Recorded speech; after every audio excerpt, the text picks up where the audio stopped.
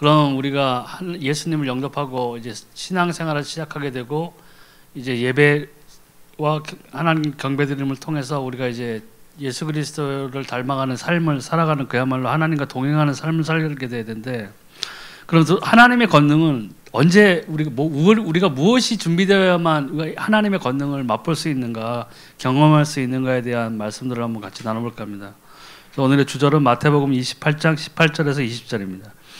예수께서 나와 일러 가라사대 하늘과 땅의 모든 권세를 내게 주셨으니 그러므로 너희는 가서 모든 족속으로 제자를 삼아 아버지와 아들과 성령의 이름으로 세례를 주고 내가 너희에게 분부한 모든 것을 가르쳐 지키게 하라.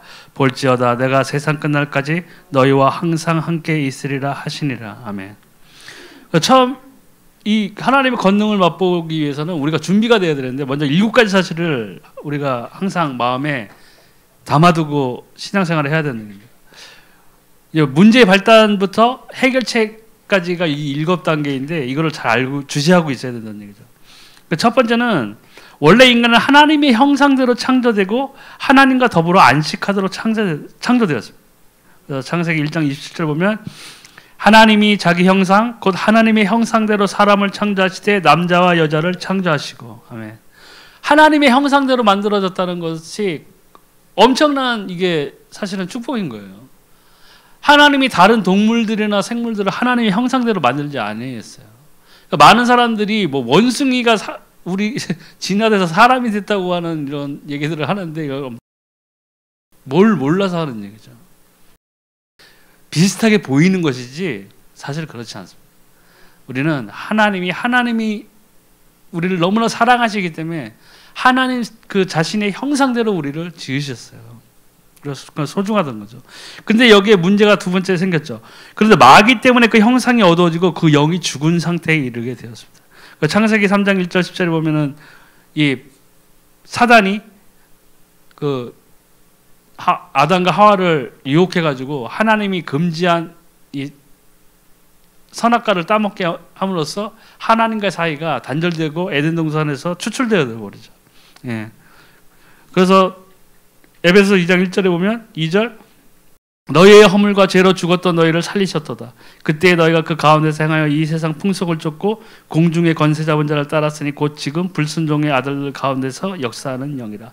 사단이 문제는 지금도 존재하고 있다는 거예요. 사단이 지금 이 공중 권세를 잡고 있다는 얘기예요.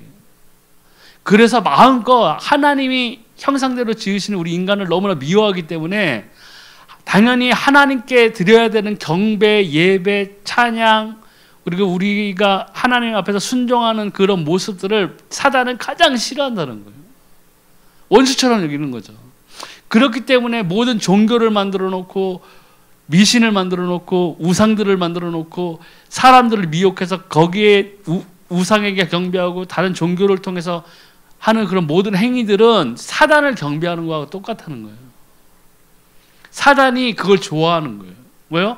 하나님의 형상대로 지은 우리가 하나님을 향해서 당연히 경배해야 되는데 사단은 하나님처럼 경배받으려고 하나님의 보좌를 노렸던 마귀잖아요. 천사 중에 하나였잖아요.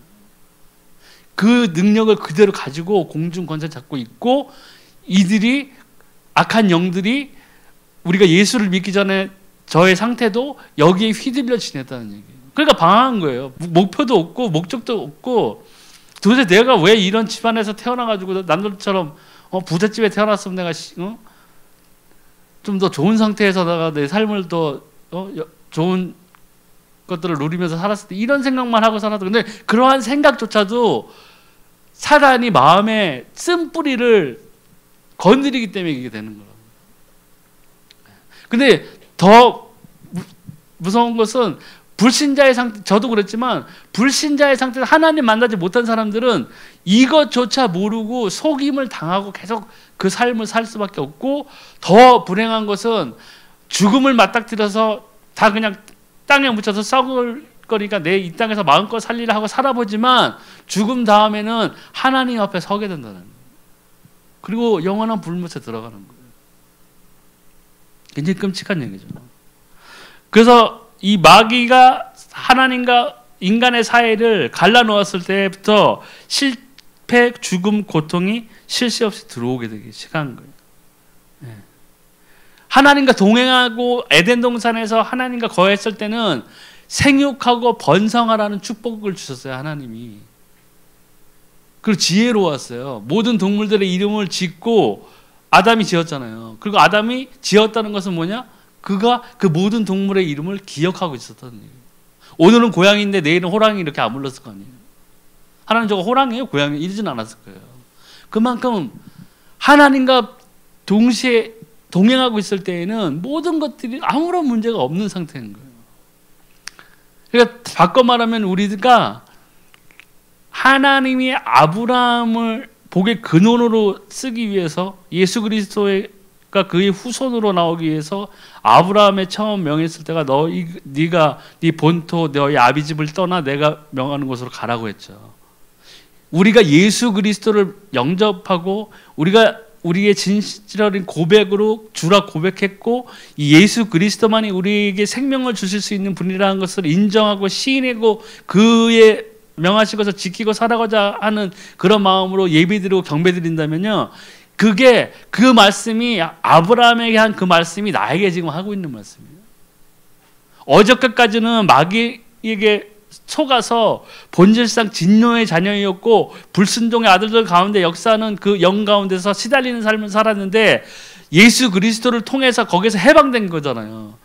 성령의 생명의 법이 우리를 사망의 법에서 해방했다고 그랬어요. 죄와 사망의 법에서. 우리는 해방된 자예요. 그럼 누구예요? 우리 이제 하나님의 자녀라고요. 우리가 하나님의 자녀가 되었다면 하나님이 우리에게 명하시는 첫 말씀이 이 말씀이에요. 본토 아비집을 떠나야 돼. 내 기존에 살았던 습관들, 죄성을 버리고 내가 가졌던 사상, 생각들을 다 죽여야 된다. 그것을 하나님의 말씀으로 채우고 하나님의 성령이 이끄시는 바대로 내가 따를 준비를 하고 내가 첫 발을 내딛어야 돼요. 서로 아브라함처럼 잘못 생각해서 잘못된 선택으로 애굽으로 갈 수도 있지만 그 인도대로 따라가면 결국은 어디로 가? 약속의 땅으로 가고 우리의 약속이 있는 것은 어디예요? 소망이 있는 곳은 천국으로 가게 된다는 거예요. 잘못 돌아갈 수는 있겠죠. 직선거리로 못 가고 삥 돌아갈 수도 있어요. 넘어질 수도 있고 철로 역정처럼 넘어지고 쓰러지고 자빠지고 할 수 있어요. 하지만 우리를 누가 붙잡고 계세요? 성령이 우리와 함께 하시고 하나님이 그리스도 예수의 흘리신 그 피로 인해서 우리를 자녀로 삼으시고 그의 강하고 의로우신 손으로 우리를 붙잡고 계신다는 거예요. 거기서 빼앗을 자는 아무도 없다고 성경에 분명히 말씀하셨어요. 세상의 권세든 천사들이든 무엇이든 간에 이 하나님의 손에 우리 잡혀있는 우리의 구원을 건드릴 수는 없다는 거예요. 그게 소망이 있는 거죠. 근데 반대로 이때는 하나님을 떠난 상태였을 때는 그때부터 하나님이 남자에게는 땅을 종신토록 파도 거기에서 열매가 안 나올 수도 있고 가시가 엉겅퀴가 나올 수도 있고 여자에게는 해산하는 고통을 크게 더하리라고 하는 그런 저주도 내리셨다고요. 거기 또 에덴 동산에서 쫓겨나게 되는 거죠. 예. 그렇지만 여기에서 더 중요한 것은 그 가운데서도 하나님이 우리에게 구원의 언약을 이 창세기에 분명히 주셨다는 거예요. 그리스도가 오실 것을 예언하신 거죠. 여인의 후손이 올 거라고 그랬잖아요. 분명히. 그리고 뱀의 머리를 밟을 것이라고 그러고 했어요. 남자의 씨를 받지 않은 여인의 후손은 예수 그리스도에 없어요. 성령으로 잉태되셨기 때문에. 왜? 죄가 있으면 안 됐기 때문에. 죄 없는 아무 흠 없는 어린 양의 피가 요구되었기 때문에. 그래서 성육신하셔서 십자가에 못 박히고 피 흘리시며 죽으시기까지 하나님의 말씀대로 순종하신 거예요. 근데 이때부터 우리 인생 가운데는 고통이 오고 질병이 오고 고민거리가 생기기 시작했다는 거죠. 네, 내가 이제 하나님을 떠났기 때문에 그런 거죠. 네 번째는 우리가 천년 만년 이 세상에서 살 것이 아니라는 기억해야 돼요. 이 땅에서 나그네 생을 살다가 본향으로 가게 됩니다. 부자와 나사로의 경우가 나오죠. 근데 사람들은 저도 마찬가지지만 저도 이제 내년 열흘도 안 남았네요. 이제 50이에요. 빼도 박도 못하는 이제 만 50이 되는 거예요. 어디 가서 이제는 40대라고 얘기도 못해요. 진짜요. 집에 저는 혼자 있으니까 가만히 이렇게 생각을 해보면은 손님들하고 얘기하고 그러잖아요. 그러다가 뭐 얘기하다 보면 제가 한 40년 전에 이런 얘기를 해요. 그쵸, 그거 한 40년 전에 내가 그거 말을 하면서도 내가 벌써 내 쌓인 그 세월이 누군가에게 벌써 내가 만약 40년 전에는 내가 이런 말을 할 나이가 왔구나. 그리고 또 반대로 생각하면 점점 하나님 앞에 설 날이 이제 다가오는 거예요. 설령 주 예수 그리스도께서 100년 후에 재림을 하신다고 할지언정 50년 안에는, 아무리 길게 해도 50년 안에는 난 하나님 만나게 돼 있어요. 그러니까 그런 걸 생각하면은 자신을 더 돌아보게 되더라고요. 우리는 본향으로 가는데 본향이 두 가지잖아요. 천국인데 영벌을 받는 지옥도 있다는 게 문제가 되는 거죠. 예. 천국 변두리에서 산다고 불만이 있을 수 있겠어요? 사도 바울은 저기 하나님 보좌 옆에서 지내는데 나는 저 천국의 성벽 맨 끝에서 제일 작은 토지를 받아가지고 거기서 있다고 불만이 생기겠냐고요. 안 그렇다는 얘기예요. 하나님과 동행하는 것이 모든 것의 해결책이에요. 그 영광이 다를 뿐인 거죠. 그 영광이 다를 뿐인 거죠. 우리의 소망이 어디예요? 하늘나라잖아요. 천국이잖아요.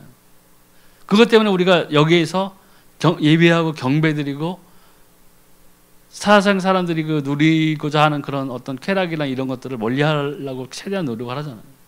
그래서 전 집에만 있어요. 있는 이유는 간단해요. 죄를 안 지으려고 그러고. 밖에 나가면 죄 지으니까. 제가 저를 너무나 잘 알기 때문에. 그러니까 좀 그런 노력들이 필요하다는 거죠.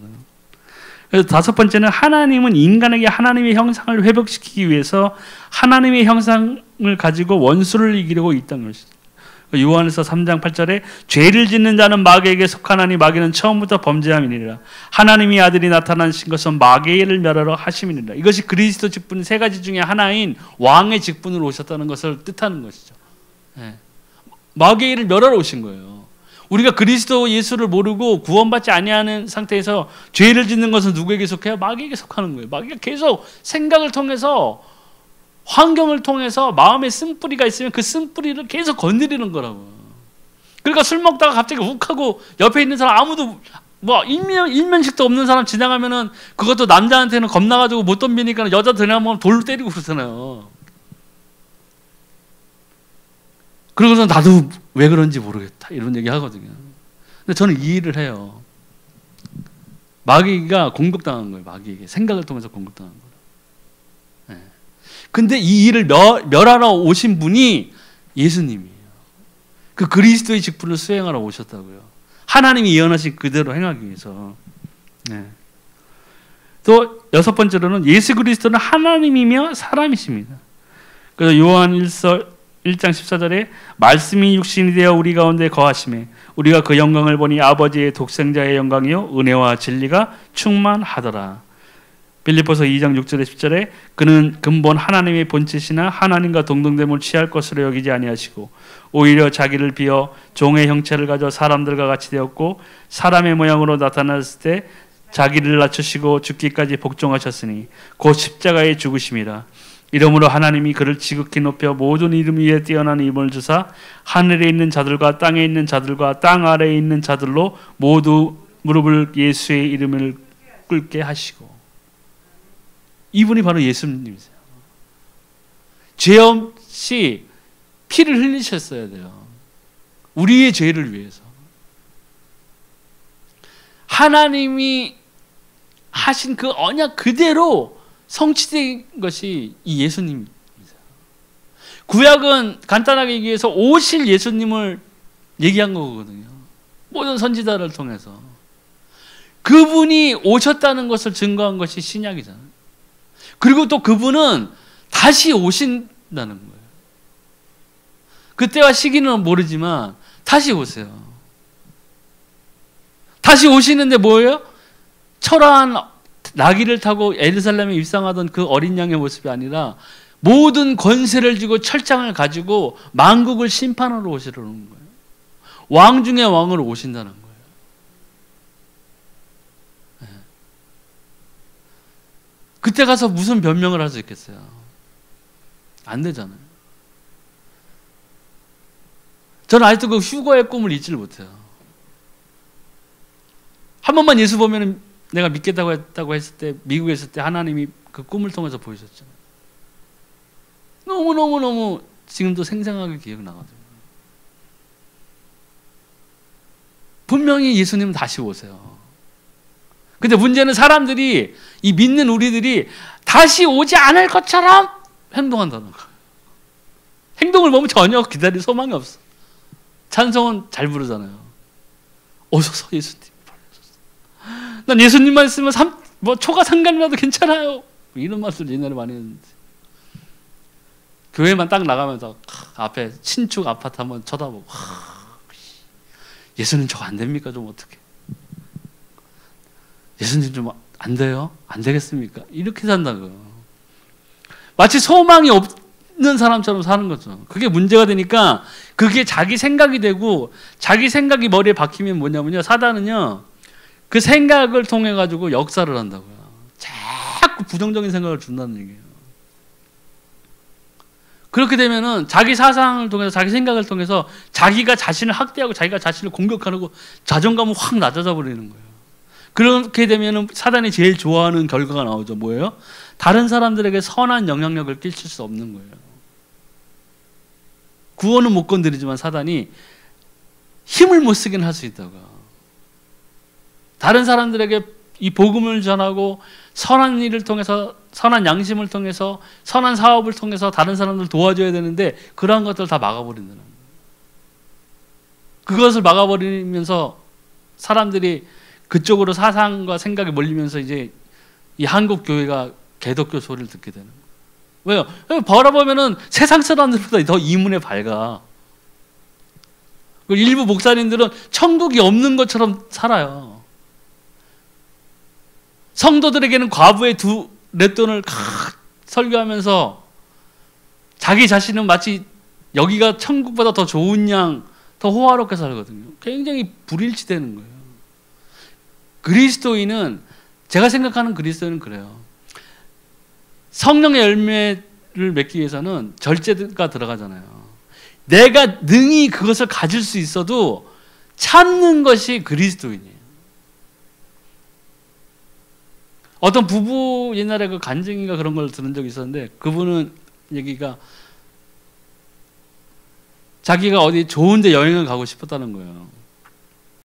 근데 그 비용이 뭐 가령 100만 원이다 하면은, 뭐 500만 원이다 하면은 그 부부들은 서로 상의를 해서 거기 간셈 치고 더 저렴한 곳으로 가서 뭐 500만 원 쓸 곳을 안 가고 300만 원 쓸 곳을 가고 그 200만 원으로 다른 사람들 도와준다.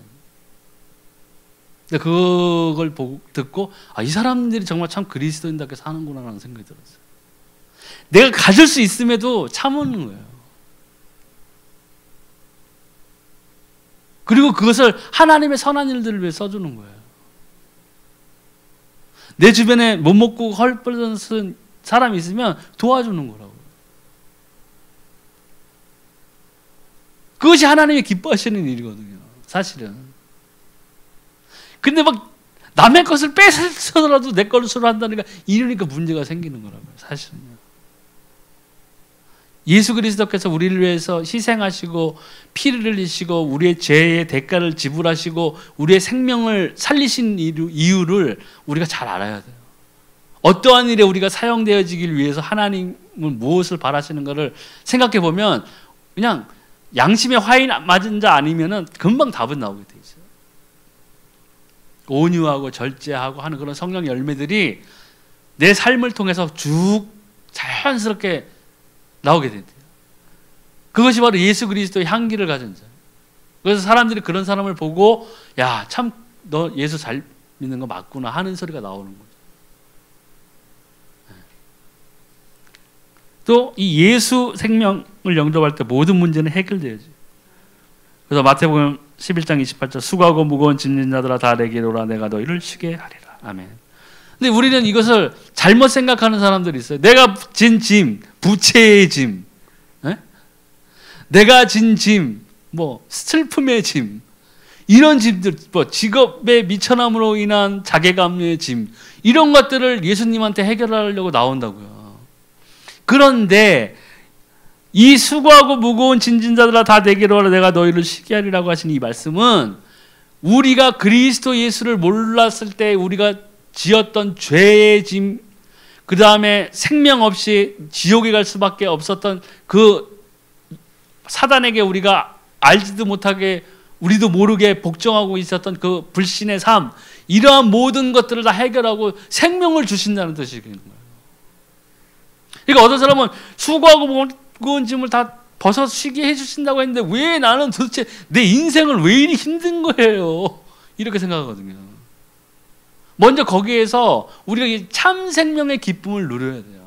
그래야 성경에 나와 있듯이 죄가 더한 것에 은혜가 더하다고 그랬잖아요. 왜냐하면 저도 죄를 많이 졌지만 더 기쁜 거예요. 너무 고마운 거예요. 그럴 수밖에 없잖아요. 이거 모르고 지옥 갈 뻔했는데, 그 전에 또 몇 번 죽을 뻔했는데, 내가 때문에 죽었으면 어떻게 됐어요? 얄짤없잖아요. 어렸을 때 교회 몇 번 나간 거 그거 가지고 내가 예수님한테 어떻게 항변할 수 있겠어요? 예수님 기억 안 나세요? 서운교회, 서대문구 모르세요? 이렇게 할 수도 없잖아요. 하나님이 그만큼 오래 참으시는 거예요. 자, 그럼 이 7가지를 우리가 기억했었고, 이렇게 우리가 준비가 돼서 또 3가지 싸움을 우리가 시작해야 돼요. 처음에 나 자신과의 싸움이에요. 진리를 알지니 진리가 너희를 자유케 하리라고 했습니다. 요한복음 8장 32절에 진리를 알지니 진리가 너희를 자유케 하리라. 이 진리가 뭐예요? 예수 그리스도의 생명과 복음이에요. 그래서 나의 환경을 주님께 맡기고 주님의 계획을 발견해야 돼요. 네. 나의 환경만 바라보면 쓰러져요. 또 나의 너무 좋은 환경만 바라보면 뭐가 없어요? 예수님에 대한 소망이 없어지는 거예요. 네. 예수님의 소망이 없어진다는 것은 뭐예요? 세상에 대한 소망이 생긴다는 거거든요. 또 나의 뜻보다 온전하신 하나님의 뜻을 찾아야 한다. 주기도문에 잘 나와 있죠. 저도 이 주기도문의 그 위력이라고 그래야 되나? 처음에 그 귀신에 그렇게 시달리고 했을 때 이 주기도문을 나의 고백처럼 하라는 그 충고 권유를 받아가지고 이 주기도문을 정말 나의 고백처럼 고백을 했을 때 이 귀신들이 떠났어요. 그만큼 이 주기도문이 예수님이 가르쳐 주신 기도라고요. 사람들이 어떻게 기도해야 하나이까 이렇게 질문을 했잖아요. 이렇게 기도하라고 그랬어요. 네. 그래서 우리가 우리의 뜻은 잠시 닫아두는 그런 훈련들도 필요해요. 하나님이 내게 무엇을 원하시는 거에 대한 것에 대한 간절한 기도가 필요하다는 얘기죠. 네. 또 나의 계획보다 하나님의 계획이 완전하심을 신뢰해야 됩니다. 그래서 로마서 8장 28절 29절에 우리가 알거니와 하나님을 사랑하는 자 곧 뜻대로 부르심을 받은 자들에게는 모든 것에 합력하여 선을 이루리라. 하나님이 미리 아신 자들로 또한 그 아들의 형상을 본받게 하기 위하여 미리 정하셨으니 이는 그로 많은 형제 중에서 맏아들이 되게 하려 하심이니라. 아멘. 하나님의 계획은 모든 것이 완전하신 거예요. 모든 것이 완전하시기 때문에 우리가 하나님을 더 신뢰해야 된다는 것이죠. 네. 하나님을 신뢰한다는 것은 뭐냐면 우리가 기도해야 된다는 거예요. 사실은요. 기도를 안 하고 어떻게 이런 하나님의 완전한 계획을 발견할 수 있겠어요? 동전 던지기 하나? 사모님 찾아가서 예언 받아요? 이하서 사모님 저 예언 좀 해서 이거 직업을 가져야 되는데 무슨 직업까지 이해가 안 가요. 나는 진짜 목사님 사모님 예언하는 것이 그런 거 봐주려고 하는 예언이 아니라는 얘기예요. 그러니까 벌써 사람들이 자기 생각이 잘못된 거예요. 하나님께 구해야 돼요. 하나님이 나를 통한 하나님의 계획이 무엇인지 기도를 안 하고 어떻게 그걸 알 수 있겠어요? 안 되잖아요. 안 돼요. 또 나의 고집과 생각은 나에게 유익을 주지 못해요. 우리가 우리 인생을 돌아봤을 때 보세요. 내가 고집 부리고 해가지고 잘 된 꼴이 없어요. 저도 가만 보면. 제가 고집이 엄청 세거든요.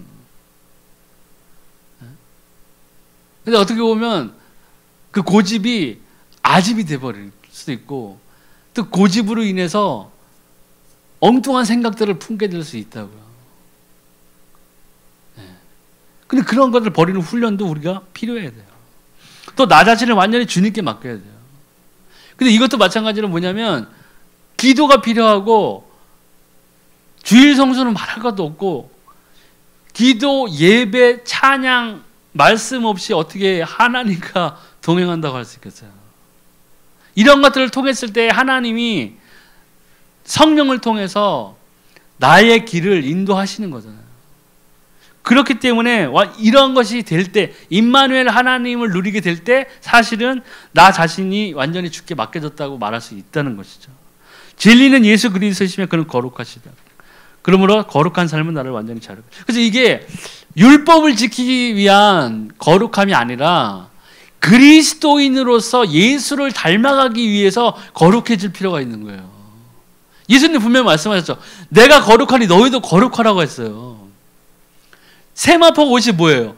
성도들의 거룩한 행실이라고 그랬거든요. 예수 믿고 개판처럼 계속 죽을 때까지 살라 보세요. 나는 그런 사람에게 구원이 있다고 생각하지 않아요. 왜냐? 그 사람은 자신의 행위로 자신이 구원받지 않은 것을 증명한 거예요. 말로는 예수님 믿는다고 하면서 예수님이 말씀하신 걸 하나도 지키지 않는다. 그게 예수님 믿는 거예요? 아니에요. 그건 종교생활한 거예요. 죽을 때까지 예수님 한 번도 기도해 본 적 없고, 기도해도 응답도 못 받고, 찬양만 부르고, 예배 시간에 졸다 가서 그걸 30년 하고 예수님 앞에 섰다고 생각해 보세요. 예수님 뭐라고 그러겠어요? 내가 너를 알지 못한다. 근데 이게 상당히 잘못된 것이, 구원은 진짜 받았다는 것이 중요한 거예요. 어떻게 그것을 잘 표현을 못 하겠는데, 교회만에 와서 앉아있다고 구원받는 건 절대 아니에요. 사람들이 큰 착각을 해요. 교회 한번 나와서 1년 다녔으면 나 구원받았다고 생각하는 사람들도 있어요. 나 구원받았는데 목사님이 그러대 구원받았다고. 그렇게 얘기한다고요. 아니에요. 구원은 예수 그리스도를 진실하게 마음으로 믿고 입술로 시인할 때 구원을 받는 것인데, 그 구원을 받았다면 뭐예요? 뒤에 따르는 것이 성도의 마땅한 행실이 따라야 된다고요. 하나님을 두려워하고 하나님 앞에 순종하고 하나님의 말씀을 따라 살기 위해서 철저하게 나와의 싸움이 필요한 것들이 있다고요. 죄를 사랑하는 마음이 아니라 죄를 자꾸 버려야 돼요. 죄성을 없애야 돼요. 그리고 예수님을 따라서 거룩하게 살려는 내 노력이 필요하다고요. 그냥 예수님 믿으면 거룩해져요? 아니잖아요.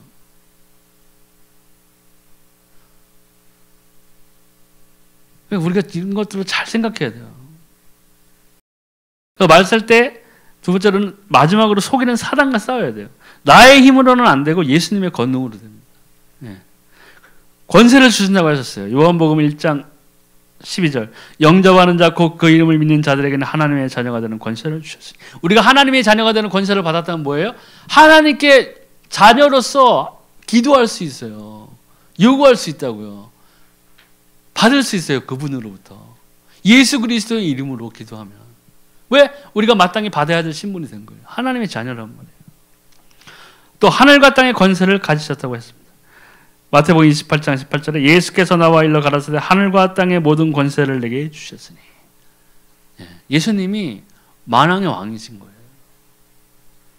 하나님께서 그분을 통해서, 이 예수 그리스도를 통해서 우리에게 생명을 주셨고, 마지막 때에는 우리에게 생명을 주신 것처럼 심판의 주로 오신다고요. 하늘뿐만 아니라 모든 땅의 권세까지 예수님이 다 가지고 계세요. 근데 우리는 뭐예요? 이 예수 그리스도의 이름을 기도할 수 있다는 거예요. 받을 권리가 있어요. 왜? 하나님의 자녀이기 때문에. 주님의 권세 앞에는 귀신도 순종합니다. 다 마가복음 1장 20절. 다 놀라 서로 물어가로되 이는 어찌미뇨 권세 있는 새 교훈이로다. 더러운 귀신들을 명한즉 순종하는도다 하더라. 아멘. 예수 그리스도께서는 이미 그 권세를 갖고 계신 분이라는 얘기예요. 귀신도 순종하잖아요. 그런 우리가 이 예수님을 우리가 그리스도로서 우리의 주인으로 우리의 생명으로 영접해 받아들이고 내가 그분을 통해서 기도해가지고 응답을 받고 있다면 우리는 사실 이 어마어마한 권세를 가지신 예수님의 우리가 하나님의 자녀이듯이 예수님을 통해서 그분을 향한 사랑과 기도를 통해서 우리는 우리가 원하는 것을 받을 수 있어요. 근데 문제는 그게 거의 대부분 원하는 것이 돈이라는 얘기죠. 그에 앞서 마땅히 우리가 준비된 자세를 보여드려야 돼요. 순종하는 것을 보여드려야 되고 우리의 믿음을 우리가 그리스도 예수 안에 있는 그 믿음을 우리가 보여드려야 된다고요. 그거 없이 옆 사람이 받았다고 다 달라고 그러니까 이게 문제가 되는 거예요. 하나님 왜 김지사는 그렇게 이뻐하십니까? 왜 나는 왜 안 주시는 거예요? 다 돌이켜보면 분명히 그 사람이 못 받는 이유가 있어요. 하나님이 싫어하는 죄를 계속 간직하거나 또 하나님이 싫어하는 것들을 하고 있거나 아니면 기도를 엉뚱한 방향으로 하고 있거나 아니면 믿음에 대한 기도에 대한 동기가 불순하거나 무엇이 가로막히는 게 있다는 얘기죠. 돌짝밭 치거나 길가밭 치거나 옥토밭이 아닌 것일 수도 있어요. 그런 문제를 누가 잘 알아? 자기 자신이 잘 알아야 돼요. 상담은 100번 해보세요. 안 된다니까. 내가 내 잘못을 모르고 있는데 상담 100번 한다고 되겠어요? 안 되죠. 네. 또 예수님 오신 아까 전에 얘기했지만 마귀를 멸하게 있어요. 마귀에게 빼앗겼던 우리의 마땅히 누려야 될 하나님을 통해서 만나서 누려야 될 것들은 마귀는 우리에게 뺏어갔잖아요. 그러면 이 예수 그리스도를 통해서 우리는 그것들을 다시 되찾은 거예요. 그래서 그것을 누려야 된다고요. 그 소중한 것들을. 또 기도 응답의 권세도 주님께 있어요. 지금까지는 너희가 내 이름으로 아무것도 구하지 아니하였으나 구하라. 그리하면 받으리니 너희 기쁨이 충만하리라. 아멘. 근데 사람들이 오해하는 게 있어요. 너희 기쁨이라니까는 우리의 이 지상에서 누릴 수 있는 모든 쾌락 이런 것들을 부귀영화 이런 것 포커스는 딱 거기가 있잖아요. 대부분의 사람들이. 그러니까 제가 말씀드렸지만 기도 제목이 똑같잖아요. 절에서 기도하는 사람, 산에서 기도하는 사람, 돌에다 놓고 기도하는 사람, 무당 앞에다가 기도하는 사람, 돼지머리에다 기도하는 사람, 이런 사람들의 기도 소원, 그들은 기도 소원이겠죠. 그들의 소원과 우리 크리스찬들이라고 말하는 우리들이 하나님께 구하는 기도 제목이 똑같다는 얘기예요. 뭔가 잘못된 거죠. 우리는 분명히 살아계신 하나님을 믿는 사람들이에요. 예수님이 뭐라고 말씀하셨어요? 그의 나라와 의를 먼저 구하라. 이 모든 것, 그래야면 모든 것들을 더하여 주시리라. 우리가 예수 그리스도를 향한 사랑으로 우리가 열심히 그 경주를 위해서 달려가고 우리의 인생을 정말 하나님 앞에 소중함을 가지고 우리가 사용하고 할 때에 자연스럽게 하나님이 축복하시면서 따라오는 부가 따로 있다고요. 그 사랑이 따로 있다. 그 상급이 따로 있단 말이에요. 이것과 아니면은 그냥 다른 데서 기도하는 사람하고 똑같이 그것만 놓고 기도하는 거는 어마어마하게 큰 차이가 있다는 거예요, 사실은.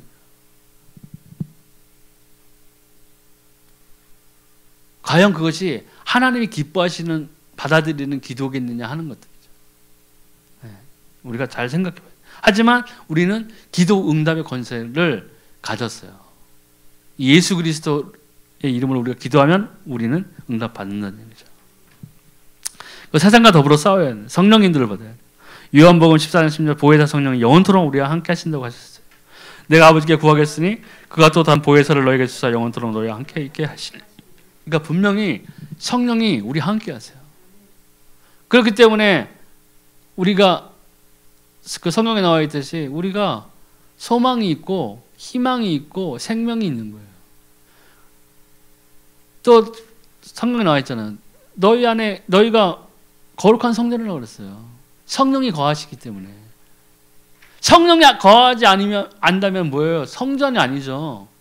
건물이죠. 건물. 그건 건물인데 우리가 잘나서 성전이 된 게 아니라 하나님의 영이 우리와 함께 하신다는 거예요. 그렇기 때문에 우리 몸이 거룩한 산 제사를 드릴 수 있게 되는 거예요.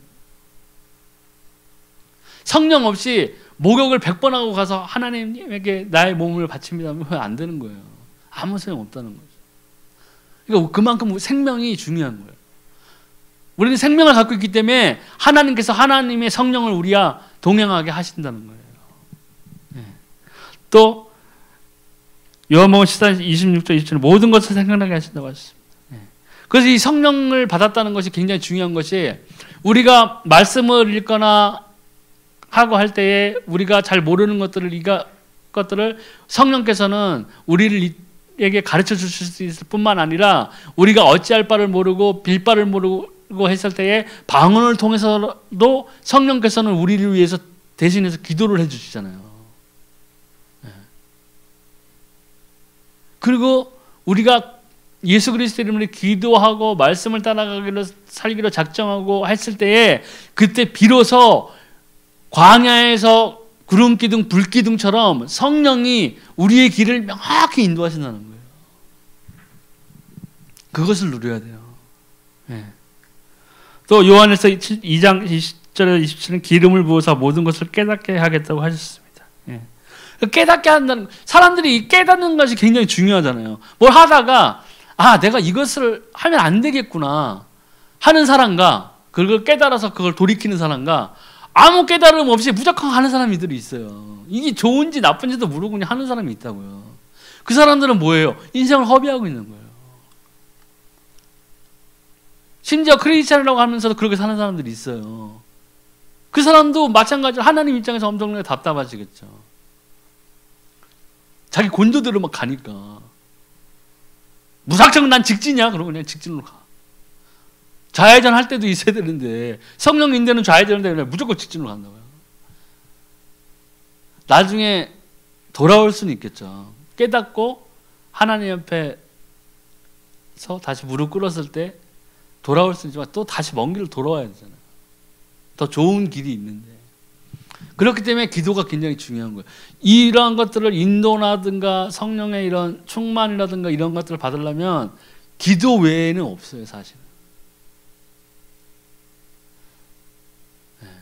기도, 예배, 말씀 이거 외에는 다른 방법은 사실 없어요. 또 마태복음 12장 28절 하나님의 성령이면 바로 천국이라고 하셨습니다. 그러나 내가 하나님의 성령을 힘입어 귀신을 쫓아내는 것이면 하나님의 나라가 이미 너에게 임하였느니라. 아멘. 하나님의 나라가 우리와 함께 하신 거예요. 그러니까 사도 바울이 복음을 전하면서 생명을 걸고 사람들에게 예수가 그리스도라고 외쳤을 때 제자들이 생겨나고 사람들이 구원받는 것을 본 것은 뭐냐면 이 하나님의 나라가 그들에게 임하는 것을 본 거라고요. 그렇기 때문에 사도 바울은 항상 감사하고 기뻐하고 기도할 수밖에 없었던 거예요. 매일 누리니까 천국을 누린 거예요.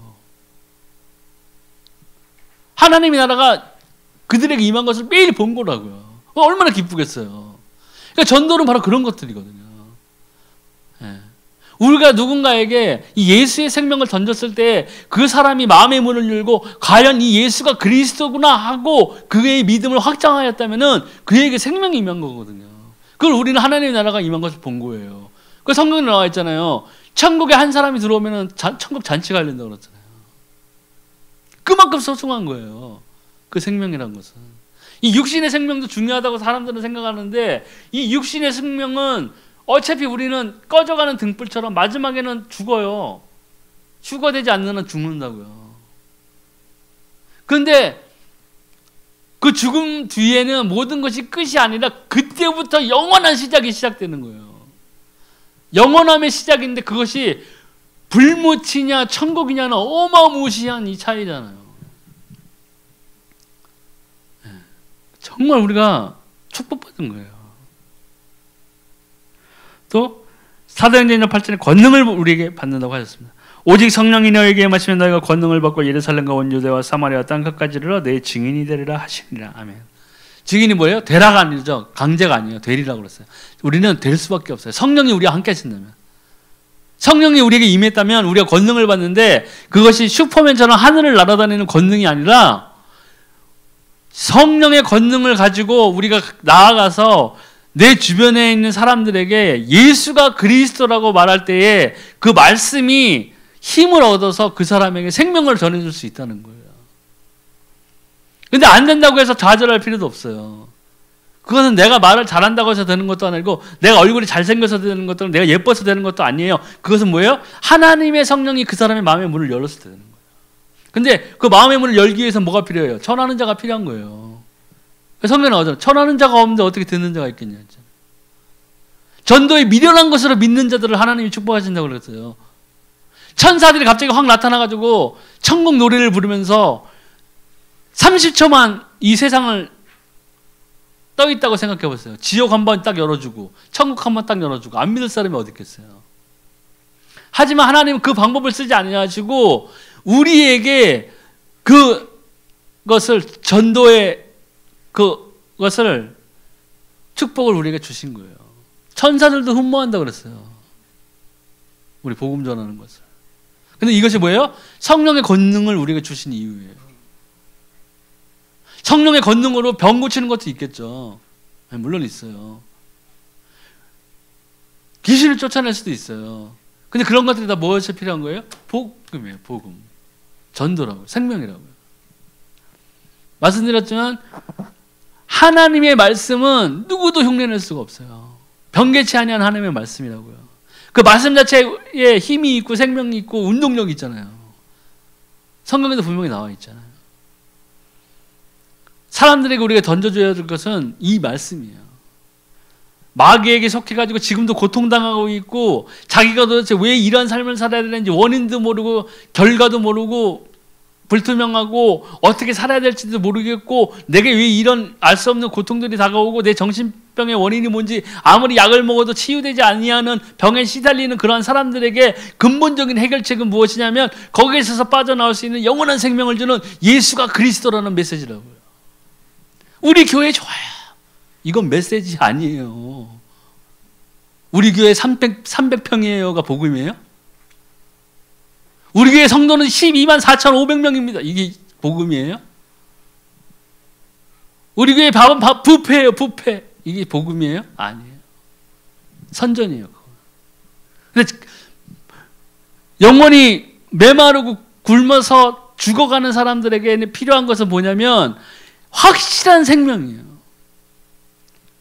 성전 미문에 앉아있던 안전뱅이처럼 그들은 지금 거기에서 빠져나올 수 없어요. 거기에서 은과 금을 줄 수도 있겠죠. 옷을 입혀줄 수도 있고 먹을 것도 갖다 줄 수도 있고 그런 거 하지만 그거는 단순히 종교 행위일 뿐이에요. 다른 종교에서도 그렇게 다 해요. 우리보다 더 잘해요. 그 사람들은. 근데 우리가 그들에게 던져줘야 될 것은 뭐예요? 베드로가 얘기한 것처럼 내게 금과 은은 없다. 하지만 내가 내게 있는 곳으로 내게 주노니 나사렛 예수 그리스도의 이름으로 걸어라. 일어났잖아요. 생명을 찾은 거예요. 그게 필요하다고. 그게 필요하다고. 근데 그걸 위해서 우리가 준비되어야 돼요. 그럼 이 하나님의 권능이 언제 시작되느냐? 하나님의 이제 자녀가 되어 원죄가 해결되었을 때부터 이미 축복은 시작되는 거예요. 이 모든 것을 우리가 받을 준비가 돼 있는 거예요. 네. 또 자범죄를 해결할 때 능력이 나타나기 시작합니다. 자범죄가 뭐예요? 내가 스스로 지는 죄라고요. 그러니까 거룩하게 살 필요가 당연히 있는 것이 뭐냐면 내게 하나님이 싫어하는 죄성이 남아있고 내가 그 죄를 계속 반복적으로 저지른다면은 응답은 더디게 오는 거예요. 받지 못할 수도 있고 응답은 진짜 더디게 와요. 내 자신을 하나님의 그 사이에서 퇴보시키는 거라고요.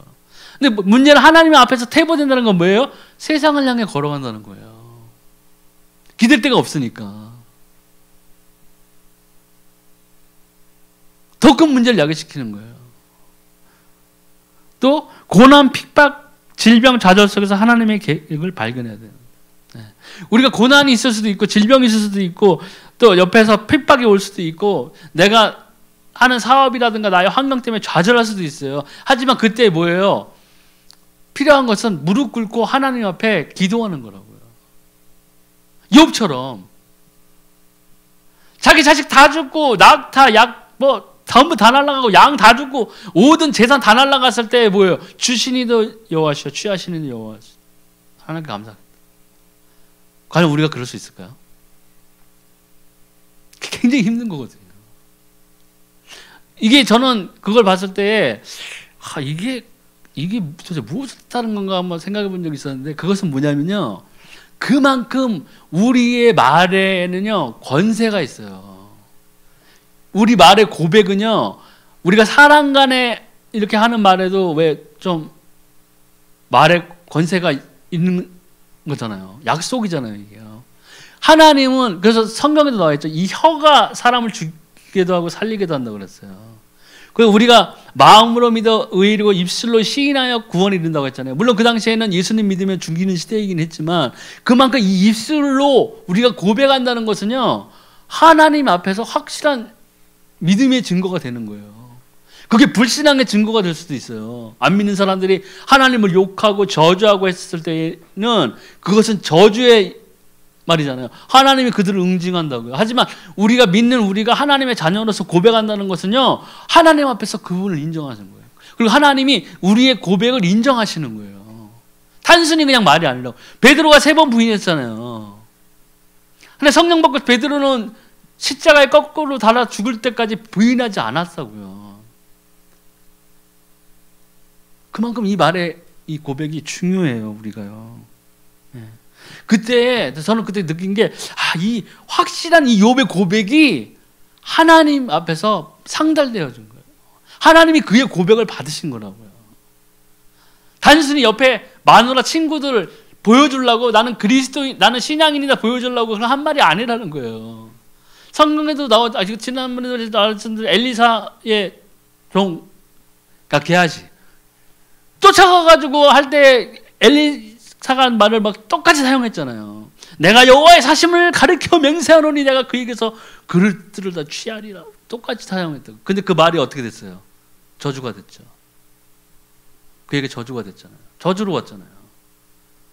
그만큼 입술의 고백이 우린 중요해요. 우리가 정말 예수 그리스도 앞에서 하나님 사랑합니다 했을 때는요, 그것이 여기에서 던져져 가지고 이 예배당에서 한번 울려 퍼지는 메아리가 아니라 그 고백은 어디로 가요? 천사들이 요한계시록 나오죠. 향로에 담아서 우리의 기도를 다 가지고 올라간다고요. 야곱의 꿈에서도 봤잖아요. 사닥다리가 천사들이 왔다 갔다 하잖아요. 하나님 앞에 다 상달되어져요. 기도 안 하면 어떻게 돼요? 빈 그릇만 이제 다. 천사 실망하면서 올라가죠. 얘 오늘 기도를 안 하고 저주에만 2352번 했습니다. 우리 행위록에 딱.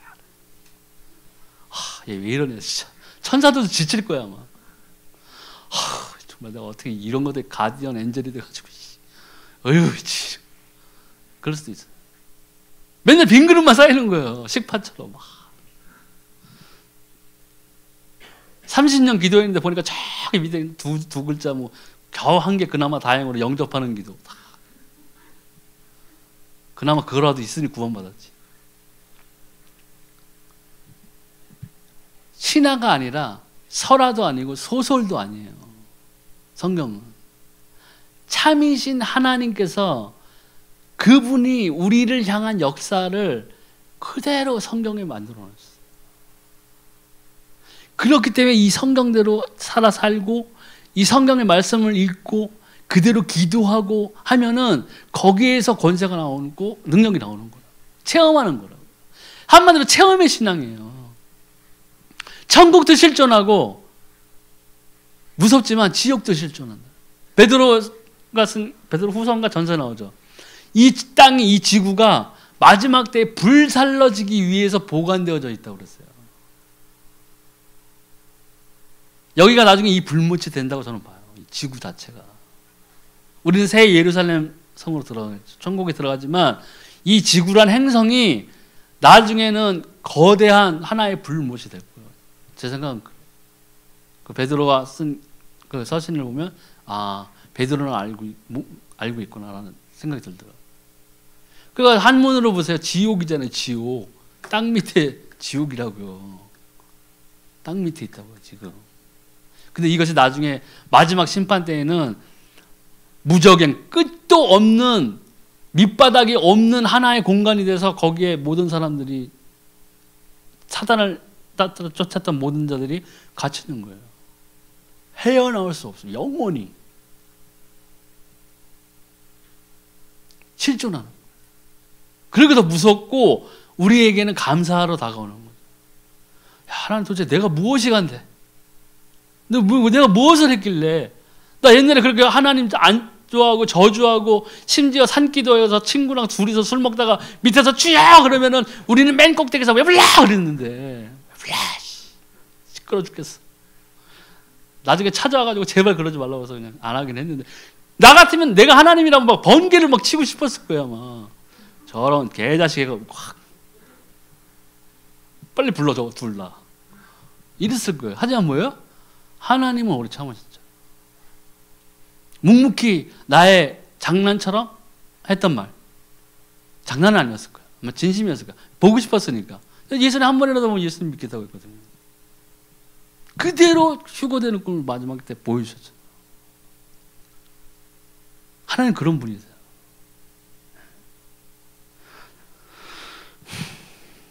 또 나의 삶 속에서 하나님의 목적을 발견해야 돼요. 나의 삶을 통해서 나를 위해서 행하시는 여호와, 일을 성취하시는 여호와가 하나님이 나의 삶을 통해서 하고 하시는 일들이 무엇인가? 나의 직업을 통해서 내가 무엇을 해야 되는가? 내가 사람을 살리는 의사면은 사람을 살릴 뿐만 아니라 사실 의사 같은 경우에 복음 전하기 굉장히 좋아요. 그렇잖아요. 환자가 그냥 귀를 이렇게 열고 그냥 듣고만 있는데 뭐 의사 선생님이 말씀하시면 막 예 이러는데 그런 사람들에게 뭐예요? 복음 전해요. 어떠한 환경에서도 내가 가진 것을 다 활용해서 하나님, 나를 활용해서 하나님의 나라와 그의 의가 이루어지게 해주세요라는 기도를 해야 된다고요. 이런 기도가 먼저 돼야 돼요. 근데 우리 자꾸 뭐 달라고 그러잖아요. 이게 문제가 된다니까. 욥이 당대의 완전한 자라고 그랬잖아요. 욥이 자식들을 위해서 무엇을 기도했어요? 낙타 잘 타게 해주세요. 큰아들 낙타 잘 타게 해서 저기 경마가 선수가 돼가지고 1등하게 해주시고요. 딸들은 더 예뻐지게 해가지고 저 아라비아에 있는 왕자들하고 결혼하게 시켜주시고요. 이런 기도를 했어요. 자녀들을 위해 기도할 때 제발 여호와 하나님 앞에 득지한 것이 있다면 그 죄를 사하여 주옵소서 하고 기도했어요. 그런 기도가 하나님께 전적으로 일임하는 기도라는 거예요. 사실은. 우리도 서울대학교 나오고 있어요. 하나님 서울대학교. 그럼 하나님이 정원을 한 3만 명으로 늘려주면 되겠네. 의대 정원 3만 명. 그런 거예요? 아니잖아요. 근데 우리의 기도를 돌이켜보면은 전 자녀가 없어서 모르겠지만 여러분들 자녀들 위해서 기도할 때 그렇게 기도하셨어요? 하나님 앞에 지은 죄가 있다면 하나님 우리의 아이의 죄를 용서해 주시고 이 아이가 정말 하나님 앞에서 바르게 되고 하나님 앞에서 하나님이 온전한 뜻을 따라서 살 수 있는 하나님의 자녀로서 살 수 있는 아이가 되게 해주세요. 이걸 기도했다면 그 뒤로 샘플이잖아요. 샘플이면 그것이 하나님의 나라와 그의 의를 구하는 기도라는 거예요. 이 기도가 이루어지면 하나님이 그에 맞춰서 세트로 그 아이의 인생에 있어서 모든 것들을 하나님이 준비해 놓으신다는 거예요. 근데 우리는 반대로 하나님 이것 좀 준비해 주세요. 이것 좀 준비해 주세요. 이것 좀 준비해 주세요. 이것 좀 준비해 주세요. 이 기도를 하고 있다고요, 지금. 거꾸로 됐잖아요. 나에 대한 기도도 마찬가지예요. 하나님, 제가 정말 생각했을 때 저는 부족한 자고 하나님 제가 정말 생각했을 때 저는 하나님만이 필요한 사람입니다. 내가 정말 하나님을 더 사랑해 주시고 내가 우리 주 예수 그리스도를 통해서 받은 이 생명을 헛되이 쓰지 않게 해주세요라고 기도하세요. 그럼 뭐예요? 그의 나라와 의를 구하는 기도이기 때문에 거기에 마땅한 나의 환경과 모든 것들, 만남, 금전적인 것들, 모든 것들을 하나님이 준비를 싹 해놓으신다고요. 그걸 누려야 돼요. 그것이 진정 하나님 앞에서 받는 축복이란 거예요. 우리는 기도를 잘못하고 있어요. 부잣집 사돈 몇 개 해주세요. 대단해 살았어요. 부잣집 가서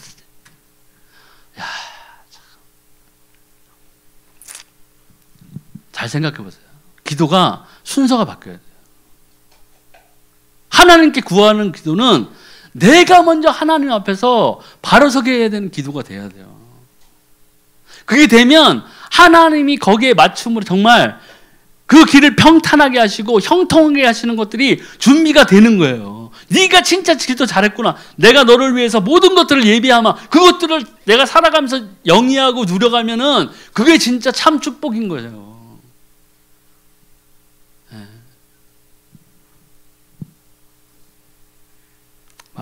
아니라고 생각하면 할 수 없고 잘 생각하세요. 또 이런 것들을 위해서 기도할 하나님 능력이 나타나고 예수 그리스도로 만족할 때 승리할 수 있는 거예요. 결국에는 그리스도가 다예요. 예수 그리스도면 다 된 거예요. 내가 부하든 가난하든 내가 약자이건 강자이건 내가 천한 직업을 갖고 있건 중간 직업을 갖고 있건 큰 집에 살건 작은 집에 살건 기생충처럼 반지에 살건 그건 나의 위치와는 상관없이 내가 하나님 정말 감사합니다. 내가 예수 그리스도로 인해서 나에게 참된 생명을 주셨습니다. 하나님께 감사드립니다라는 게 고백이 나와야 되는 거예요. 그러한 고백들이 뭐예요? 전혀 땅에 떨어지지 않는다는 거예요. 그대로 하나님 앞에 상달되게 되었어요. 하나님이 그러한 기도를 원하시는 거예요. 예수님이 그래서 말씀하신 거예요. 그의 나라와 그를 위해 먼저 기도해라. 너희에게 무엇이 필요한지 쓸 것이 뭐가 있어야 되는지 하나님이 다 알고 계시다. 네가 이렇게 하면 내가 너희에게 모든 것을 다 해줄 것이다. 그런 거잖아요. 그러니까 우리의 기도가 바뀌어야 돼요. 바뀌어야 된다. 기도는 다시 말씀드리면 주문이 아니에요. 식당 메뉴에 착착착 이게 아니라고요. 기도는 고백이 내 사랑을 하나님에 대한 사랑을 고백하는 거. 그리고 그분이 나에게 주시려는 것에 대한 미리 감사가 들어가야 돼요. 나의 죄에 대한 회개가 필요하다고요. 그런 것들이 기도에 들어가야죠. 하나님의 뜻을 먼저 구하고 그의 나라를 위해 기도하는 기도예요. 여러분들의 자녀들을 위해서 기도를 다시 한번 바꿔보세요.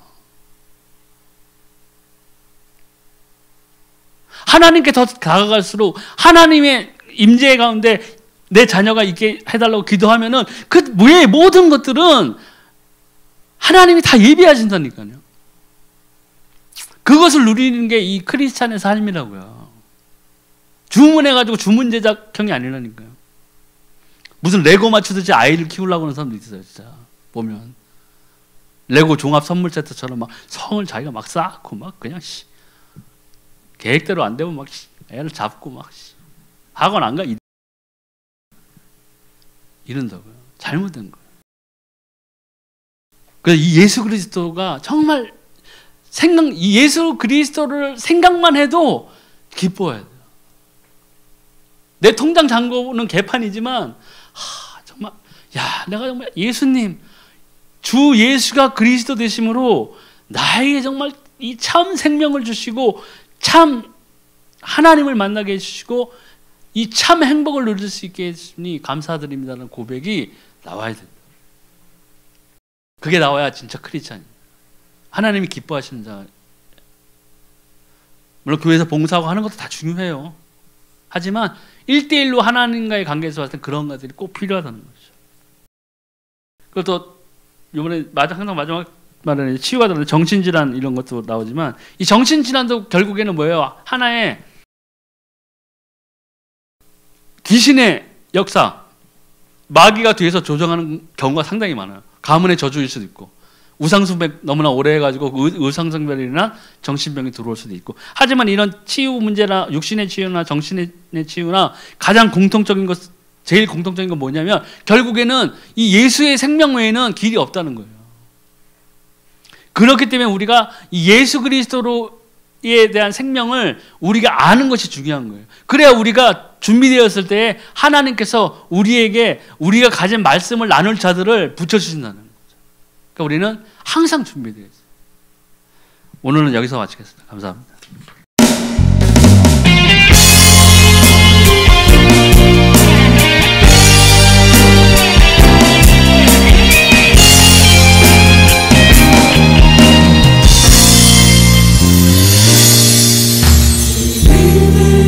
이제 군대가 일어날 때 사랑하는 나의 용사들아 일어나라.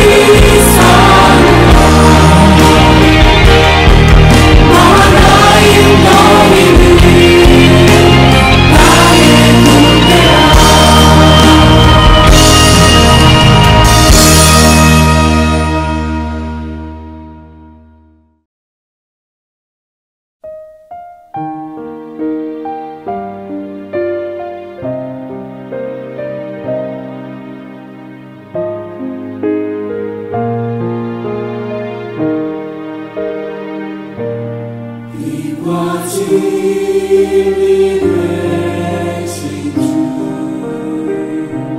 주님 닮기 원해요. 거룩하신 영광에 나의 예수님.